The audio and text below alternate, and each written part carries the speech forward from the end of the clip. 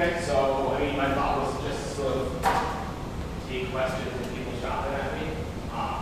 But I will say, I mean, obviously, I want to know what's on the final, right? So I can't tell you what's on the final. All I can say is that there have been a few times in the semester when I've said this thing will be on the final, so I can tell you, I can remind you what those things will be. I came up with five things which I said problems like this will be on the final. One of them is projectile motion, because that was from exam 3, I guess, that I don't think people did well enough on. Yeah, awesome. Great. Fantastic.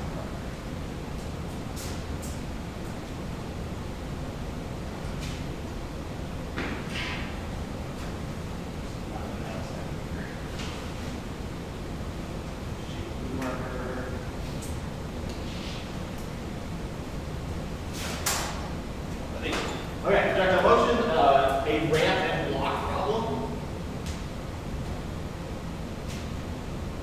So that was on exam 3, but by ramp and block, I mean something that looks like that, and then some kind of questions associated with it. So it could be forces, could be kinematics, could be energy, could be any number of things, but some problem like this, because on exam 3, that one was not sort of good enough.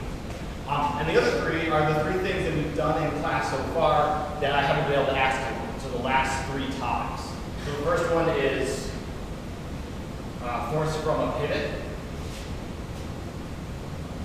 So that's when you have like a beam in static equilibrium and I ask you to find the forces that act on the pivot point. One is force, energy, and force, energy, and work.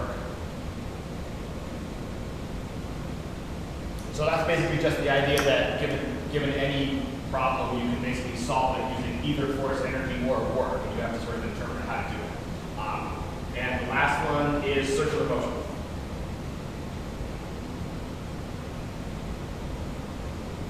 So there'll be at least one problem from each of those sections will definitely be on the final.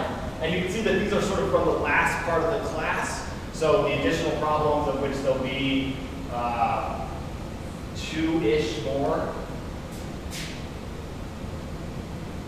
Probably, because that'll be 7, and then there'll be 1 or 2 multiple choice, so the number of multiple choice is about fractionally the same as a regular exam.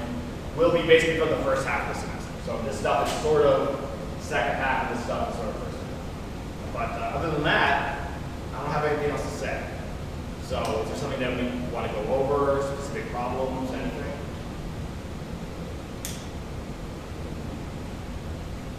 So we're done. Where is everyone? Does anybody know? Is there something going on that I'm not aware of? Do an example of pivot. Yeah. I mean, that's one thing we could do. I could do an example of each one of these. I don't mind doing that. It's like a thing. But I mean, if everyone knows projectile motion, I don't necessarily want to go over that. But we could do force and a pivot for sure. So this would be like, yeah, I did a beam problem like this. So let's say we have a beam and we're lifting it. So I don't want to make this too hard, and I also want to make it something like what we might see. Yeah, so let's lift it straight up. Beam has a mass L, has a length L. This angle is some known angle. Yeah. So the question would be, I mean, I would basically ask this. I could ask what's the force of the pivot, but it probably would be what's this tension force? Ft, and then what's the force acting on the pivot?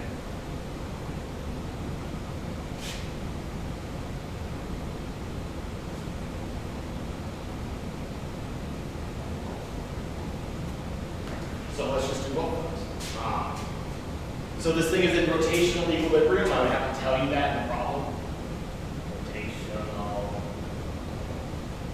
equilibrium.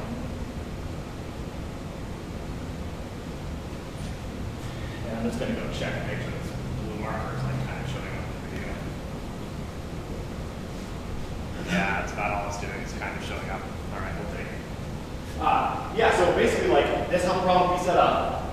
So I don't know how you want to do this. I get the sense that you don't want to talk to me. So I'll just run through how I would do the problem and like shout stuff out at me if you want. So rotational equilibrium means that there's three equations that this thing satisfies. Definitely sum of all the forces in the x direction is 0.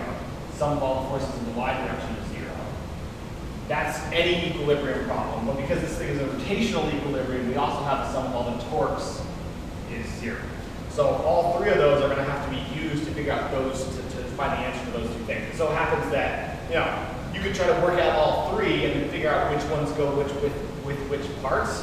Turns out the torque equation goes with A and the two forces go with B. So I'm just going to do it in that order. So if I want to figure out the sum of all the torques on this beam, I have to decide how many forces are on the beam. Let me draw them red. Well, so I've got one, Ft. I've also got a gravitational force. Gravitational force is acting at the center of mass. That's halfway down the beam. And then the pivot is doing something. I have no idea what the pivot's doing because I don't know anything about what the beam is doing on the ground. But normally in this situation, what we say is, okay, there's some force acting right there. I don't know what it is, so I'm just going to break it into F and Y, into X and Y components. Call it FF, FX, and FY. I don't know what they are, but they are doing that. That's what the pivot is doing. Okay, so in principle, I should figure out the torque due to all four of those forces, like torque due to the tension, plus torque due to gravity, plus torque due to the X, and torque due to the Y. And some of them ought to be 0. Let me do the first one and then talk about the other ones. So the torque formula is RF sine phi, where phi is the angle between the two forces. Take the two forces, put them tail to tail. The angle between them is that phi. So if I try to do that with this tension, I'll get the distance from the pivot point to where the force is acting is L. The strength of the force is Ft. Then I should write sine of phi, where phi is the angle between that vector and that vector. Okay, so I don't actually know what that is yet. I know what that angle is down there, but I don't know how that's related to the part up here that I need. To get the angle between that and that, I have to move them so they're tail to tail. So I'm going to take L and move it parallelly so it's there. So then obviously that is the angle that I have to put into that formula. Can I figure out what that angle is? Yeah, so I can take this guy and transport it up there. So that that's theta. So then that phi would be like 90 minus theta. So I'm just going to put that in there. 90 minus. Okay. So whatever theta is 20, this is 7. Right. Okay, cool. So that's the torque due to the tension. Torque due to gravity, that's going to be the distance that gravity is acting from the pivot points, that's L over 2, times mg, which is the force of gravity. I have to be a little bit careful because I'm looking at sums here, but when I go down to this line, I have to acknowledge that one of the torques is pulling the beam in one direction, and one is pulling the other direction. It doesn't matter which one's which. Typically, we take counterclockwise to be positive, and clockwise to be negative. So Ft I'm going to take as positive, Sg I'm going to take as negative. So there's a negative sign right there. That's totally conventional, you can pick the other way. Okay, so that's two of the torques. I should do also the torque of the force in the x direction and the torque of the force in the y direction. So that means I want to calculate Rf sine theta for each one of those two forces. But of course those forces are acting at the pivot point, right? So if I try to calculate the distance from the pivot point to where the forces are acting, I would get 0. So these two guys are 0. And that's it. That thing's equal to 0, so now I can just solve for f of t, so move that thing over the other side. L f t sine 90 minus theta equals L mg over 2. Divide by L sine 90 minus theta equals L mg over 2 L sine 90 minus theta. And that's, I'm going to plug that there back in. That's what we get. Okay, so that's part A. Remember, like, this is what we did in exam 3. I've already asked you to be able to do this much. The new thing is what's the force acting on the pivot point. So it's new, but it's actually the easiest part of this problem. It's much easier than torque equation. Like, stuff could go wrong when you calculate the torque. Lots of things can go wrong. But all I need to do to figure out what the force is acting on the beam is solve these two equations. So, because those are the only equations left to do. So I want to try to sum up all the forces in the x direction, all the forces in the y direction, set them to be 0, and hopefully in there, I'll be able to figure out what fx and fy are. So that was A. This is B. So let's do all the forces in the x direction first. There's only one force in the x direction, right? If I have those forces, Ft, Fg, Fx, Fy, there's only one that's in the x direction, Fx. That's the sum of all the forces in the x direction. Set that to be 0. Okay, so that's sort of dumb, right? I've just figured out that the force that the pivot point is doing is 0 in the x direction. But that could happen, right? If I change how I held this rope, then maybe that would be not 0, but in this case, it's just exactly 0. Cool, so I'm like halfway there. In the y direction, I have Ft upwards, Fg downwards, and then Fy upwards. And that's basically it, right? I know what Ft is from part A, Fg is mg, so I know what Fy is. I just move those guys to the other side. What's up? Mg minus Ft. And I mean, like, you know, we would have numbers, so I think at this stage you would just plug in Mg and whatever you got out of this calculation. I mean, I can write out in algebra Mg minus that, then L Mg over 2 L sine 90 minus theta. Actually, I didn't notice you can simplify this. There's actually L's at the top and bottom. Anyway, that's the two answers. So, so in some way what I'm doing is I'm reviewing, I'm saying there's going to be a problem on the final, which is going to be just like this, which was on exam 3. People did okay on it. I mean, it's probably the hardest topic we covered, so like it was a hard problem. So I'm saying I'm doing that again on the final plus this piece. So just be ready for this piece. It's not hard. Just be ready to go back to the sum of the two forces to look for the pivot points. And it's going to be pretty clear what the problem is. It's going to say, like, find pivot points. It's going to say this thing is in rotational equilibrium. Like, there shouldn't be any confusion of which problem this is going to be. That's it. Is that good? On the last exam you asked us to find theta. How would we find theta? Yeah, so whatever I ask will come from this. Right, so I can turn the problem around and say, okay, I know what that is, and say that's 100.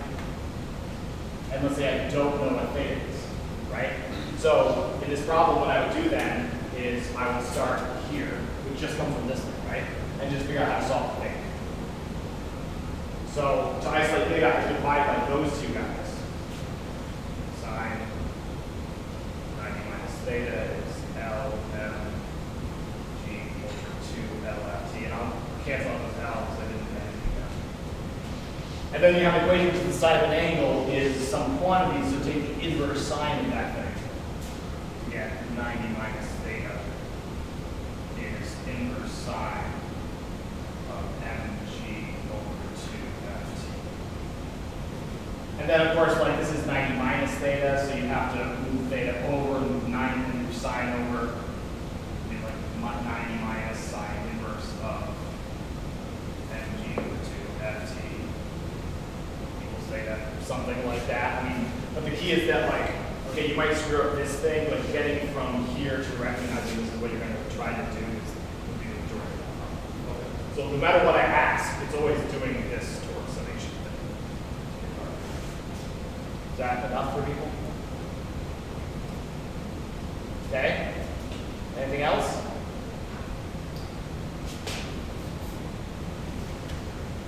I mean, I guess I'll do a circular motion problem. Yeah, can you do it? Do a work one? Yeah.